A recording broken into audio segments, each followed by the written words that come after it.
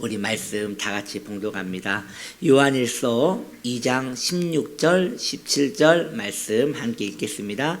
이는 세상에 있는 모든 것이 육신의 정욕과 안목의 정욕과 이생의 자랑이니 다 아버지께로부터 온 것이 아니요 세상으로부터 온 것이라.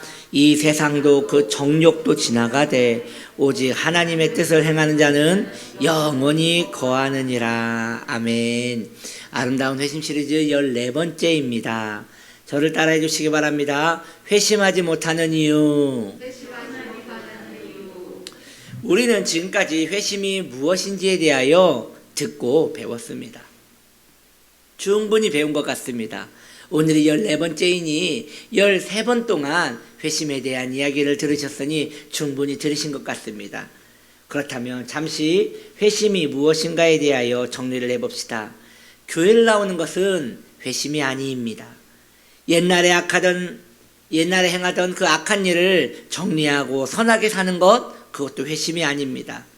주여 주여 하며 기도하고 찬양을 부를 때 눈물을 흘리며 말씀의 은혜를 받는 것, 그것 또한 회심이 아닙니다.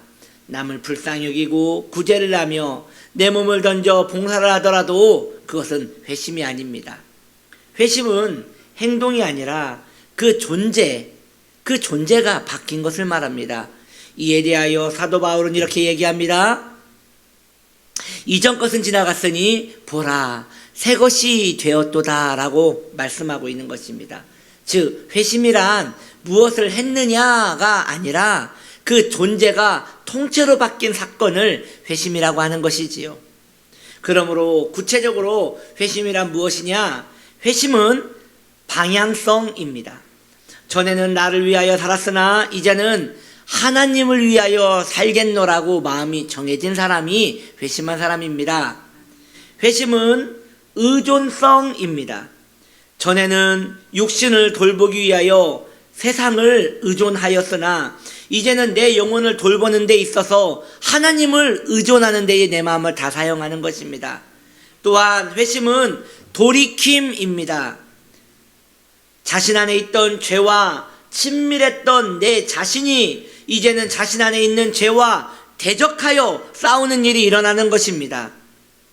그리고 회심은 헌신입니다. 전에는 나를 위하여, 나만을 위하여, 내 가족을 위하여, 내 삶을 위하여, 나를 위하여 먹고 마셨으나 이제는 하나님을 위하여 내 삶을 드리는 인생을 살기로 결정한 것이지요. 왜요? 예수 그리스도가 죽으실 때에 나 또한 죽었음을 인정하기 때문입니다. 그러므로 내가 산 것은 나를 위한 것이 아니라 예수를 위하여 살기로 결정된 인생이라는 것을 믿고 내가 살아가는 삶이기 때문입니다.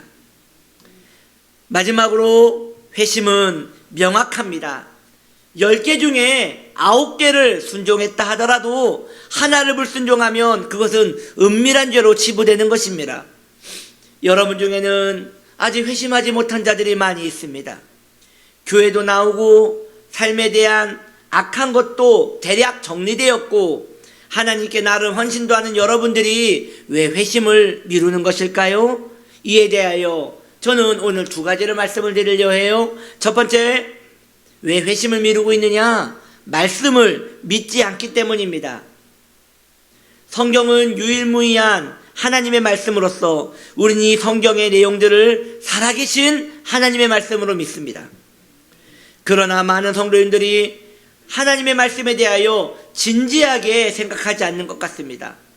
성경에서 금하고 있는 일들을 행한다면 그는 회심한 사람이 아니며 그로 인하여 멸망받을 것이라고 성경은 경고하고 있지만 그들은 그 말씀에 대하여 진지한 마음을 가지지 않는 것이에요.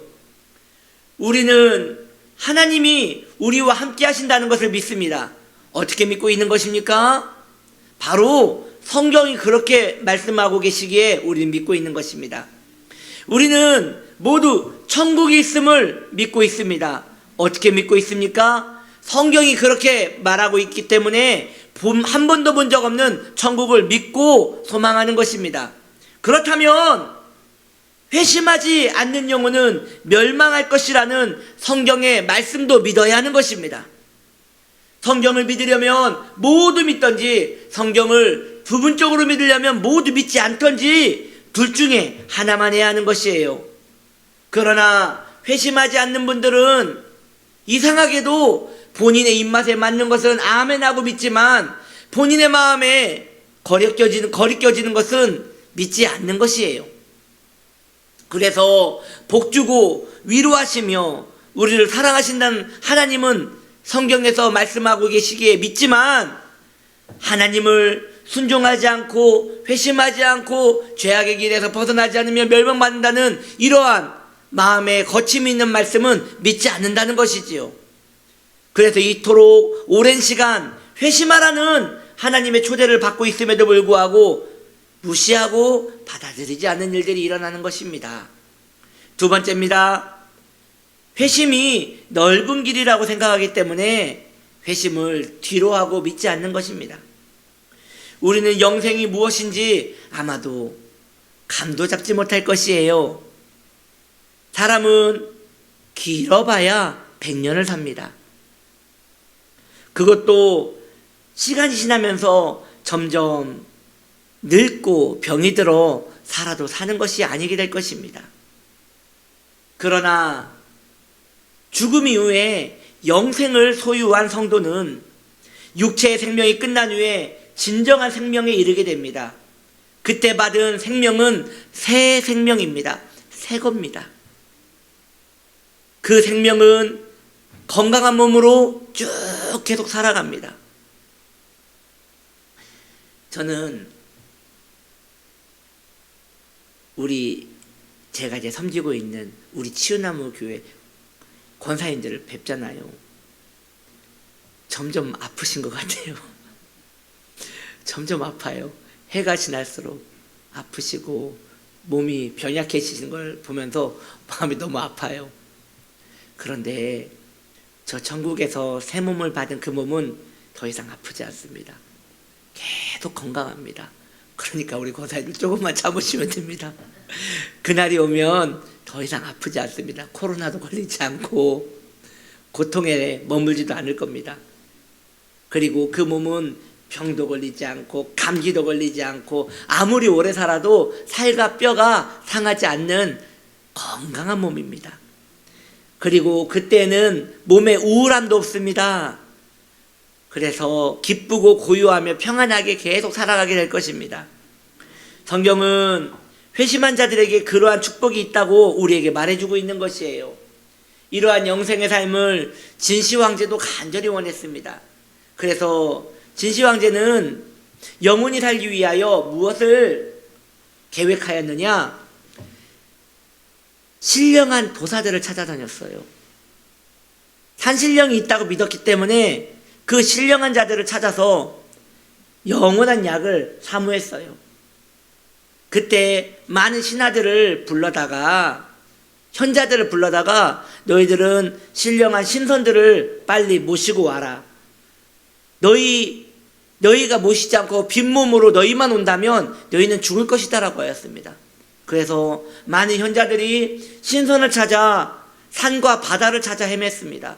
그런데 결국 못 만났을 거잖아요. 그 중에 한 명이 돌아왔어요. 왕이 묻습니다. 신선을 찾았느냐? 찾았습니다. 빨리 모시지 않고 뭐 했느냐? 바다에 계시는데 우리가 신선을 만나러 가려고 하면 상어들이 반대를 해서, 상어들이 방해를 해서 가지를 못했습니다. 그래서 그 상어만 잡을 수 있으면 신선을 모실 수 있습니다. 그때 그 역사 기록에 보면 진시황이 수많은 병사를 보내서 실제로 상어를 잡았다고 합니다. 그리고 신선은 못 만났습니다.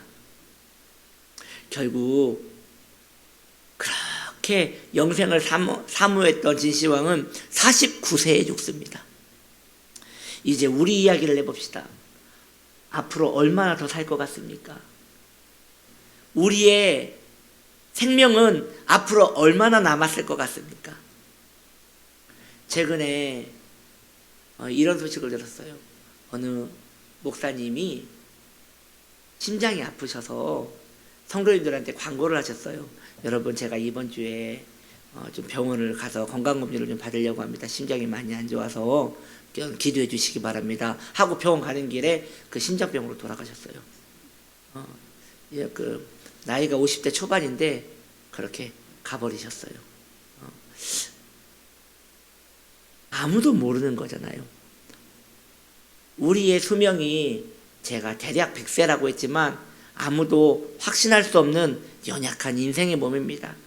그렇다면 이제 죽고 사는 것은 하나님께 달려 있다면 죽음 이후에는 어떻게 될 것 같습니까? 여러분을 기다리고 있는 세계는 어디입니까? 많은 성도님들이 두리뭉실하게 천국에 대한 소망을 가지고 계십니다. 그래서 저는 많은 성도님들이 저에게 목사님 어떻게 하면 천국에 갈 수 있습니까? 제가 천국에 갈 수 있도록 기도해 주시기 바랍니다 라고 기도 부탁하시는 분은 한 명도 못 만났어요. 그분들은 저에게 이렇게 기도를 부탁합니다. 제가 죽을 때 안 아프게 죽게 해달라고, 잠자듯 조용히 가게 해달라고, 딱 3일만 아프고 가게 해달라고, 그렇게 기도를 부탁하는 분은 봤어도 천국 가게 해달라고 기도 부탁하는 분은 한 명도 못 봤습니다. 왜 그런 것입니까? 왜 그들의 마음에는 그러한 기도 제목을 부탁하는 것일까요? 자신은 틀림없이 천국에 갈 것이니 죽을 때 고통만 없었으면 좋겠다는 그러한 심산으로 기도 부탁을 하는 것입니다. 참으로 민망하고 안타까운 기도 제목이 아닐 수 없습니다. 이 세상에는 크고 넓은 많은 땅의 자원들이 가득합니다. 그러나 거기에 황금은 소량만 있습니다. 이 세상에 수많은 인구들이 지금도 50억이 넘는 인구들이 바글바글 살고 있습니다. 그러나 이 세상에서 그들을 통치하는 권력자는 소수의 사람입니다. 이 세상에 교회를 다니는 사람은 무수히 많습니다. 그러나 이 교회를 다니는 사람들 중에 구원을 받고 회심한 사람은 소수의 사람입니다. 이것은 저의 말이 아닙니다. 우리 주님께서 말씀하십니다. 적은 무리여 무서워 말라. 너희 아버지께서 그 나라를 너희에게 주시기를 기뻐하느니라. 적은 무리라고 하였습니다. 전 여러분들에게 묻습니다. 이 적은 무리에 우린 들어가 있는 것입니까? 또 우리 주님은 말씀하십니다. 생명으로 인도하는 문은 좁고 길이 협착하여 찾는 자가 적으니라. 우린 지금 좁고 협착한 길을 걷고 있습니까? 지금 저쪽에도 계속 아멘 하는데 믿음이 큰 자들입니다. 예. 저는 여러분이 그 무리에 속해 있는지 계속 자신에 대하여 노크하고 의문을 가졌으면 합니다. 여러분은 그 소수의 무리에 속해 있는 것입니까? 진정 회심하신 것입니까? 여러분은 자기 자신보다 예수님을 더 소중하게 생각하십니까? 여러분이 살아가는 이유가 예수님입니까? 여러분이 이 세상 모든 것이 없어져도 예수님만 있으면 만족하십니까? 여러분은 예수님께서 미워하시는 것을 함께 미워하고 계십니까? 여러분은 예수님의 거룩함에 동참하여 일평생 살기로 결단하셨습니까? 여러분은 예전에 즐기던 세상의 정욕적인 것들을 이제 미워하며 과거를 슬퍼하며 하늘의 것으로 마음을 채우기로 결심하셨습니까? 정말 그렇게 살고 계십니까? 이 질문에 흔쾌히 아멘이라고 대답할 수 없다면 저는 여러분들이 이제부터라도 심각한 이 문제에 대하여 진지한 질문을 자신에게 계속 던지기를 바랍니다. 이렇게 질문해 보십시오. 나는 정말 회심하였는가? 회심하지 않았다면 나는 지옥에 떨어질 텐데, 그렇다면 나의 회심을 어떻게 증명할 수 있을 것인가? 나는 회심을 정말 원하기는 하는 것인가? 이 세상 모든 것보다 나는 회심을 소망하고 있는가? 이 문제로 쇠약해질 만큼 여러분 염려하시고 걱정하길 바랍니다. 이건 여러분들에게 복이 될 것입니다. 원래 회심은 우리에게 그렇게 찾아오는 것이기 때문입니다. 왜냐하면 그만큼 귀한 것이고 놀라운 것이기에 우리는 회심을 그렇게 찾아야 한다는 것이지요. 그래서 회심의 길은 넓은 길이 아닙니다. 그 말은 누구나 가질 수 있는 흔해 빠진 것이 아니라는 것이지요. 10만이들이 있습니다. 산삼을 찾습니다. 그런데 그들이 산삼을 찾는 비율은 매우 적습니다. 그 넓은 산을 다 헤집고 다녀도 산삼을 찾는 일은 매우 어렵습니다. 왜 그렇습니까? 도라지같이 흔한 것이라면 그냥 찾는 거겠지요. 그러나 명약이기 때문에 정말 찾기 어려운 것입니다. 마찬가지입니다. 우리의 구원도 정말 영생이 있고 하나님의 영원한 세계가 내 안에 있다면, 그걸 소망하는 마음이 있다면 그것에 대하여 내 삶을 전부를 들어서라도 그걸 찾는 데 마음을 써야 한다는 것이지요. 이것은 특별한 사람에게만 열린다는 베데스다 연못과 같은 것이에요. 그걸 간절히 소망해야지만 가질 수 있는 놀라운 영생인 것입니다. 자신은 구원을 받았을 것이라고 생각하기에 더 이상 회심하지 않는 그러한 사람들은 아직 회심에 이르지 못한 것이에요. 지금 이 이야기를 듣고도 회심에 대한 안타까움이 일어나지 않고 있다면 바로 이것이 여러분이 회심하지 않았다는 증거가 될 것입니다. 예수님은 회심에 대하여 이렇게 말씀하십니다. 세례 요한의 때부터 지금까지 천국은 침노를 당하나니 침노하는 자는 빼앗느니라. 침노는 빼앗는 것입니다. 약탈하는 것입니다. 엄청난 소원으로 자신을 던지는 것이며 모든 것을 던져버리고 그 목적을 향하여 덤벼드는 것입니다. 심지어 목숨을 잃더라도 그것에 대하여 몰두하는 것이며 그것이 바로 침노인 것입니다. 우리는 침노하고 있습니까? 천국을 그렇게 간절히 사모하고 있습니까? 예수님은 우리에게 이렇게 경고하십니다. 회심은 침노하는 자가 받는 것이다. 들판에 널린 돌멩이같이 회심을 추구한 자는 절대 가질 수 없는 곳이다. 큰 산에서 금조각을 찾듯이, 넓은 바다에서 값진 진주를 찾듯이 불가능해 보이는 그것에 모든 것을 걸어 쟁취하고자 하는 것이 바로 회심한 자의 마음이다 라고 말씀하십니다. 사랑하는 성도님들이요, 저의 이 말을 지나가는 바람처럼 듣지 않기를 바랍니다. 어느 목사가 잠시 긴장감을 주어 성도들 마음에 구원에 대한 각성을 주고자 하는 그런 말로 듣지 않기를 바랍니다. 제가 말하는 것은 보편적인 것입니다. 제가 말씀드리는 것은 성경에서 구원에 대한 보편적인 진리를 말씀드리는 것입니다. 저는 여러분들이 회심을 구하고 찾고 두드리는 일을 왜 하지 않는지 모르겠습니다. 왜 이렇게 자신감이 넘치는지 모르겠습니다. 이러한 안일함과 자신감은 틀림없이 원수가 여러분 마음에 심어놓은 것일 것입니다. 그 지옥의 사신이 원하는 것은 바로 자신이 있는 곳에 같이 가기를 원해서 그러는 것이 아니겠습니까?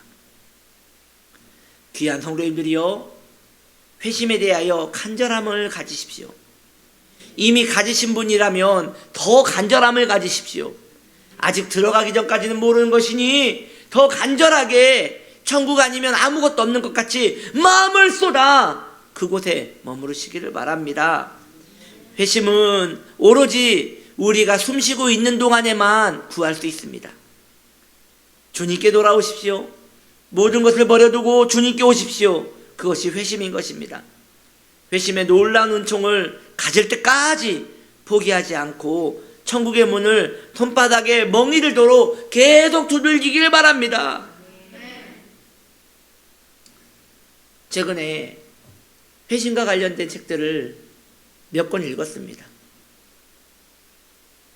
존 버년의 악인 씨의 삶과 죽음이라는 책도 읽었고, 그리고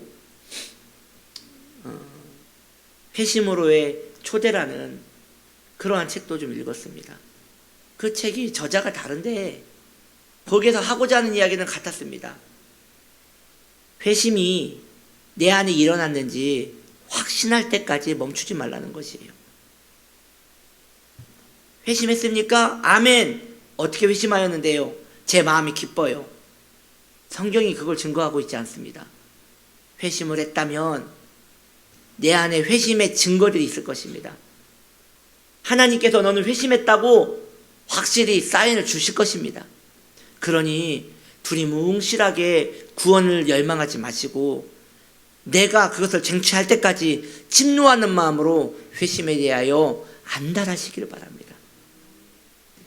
그것이 회심에 이르는 성도의 자세이며 그것을 추구하며 사는 자가 결국 회심을 만나 주의 영광스러운 나라에 머물게 되는 것입니다.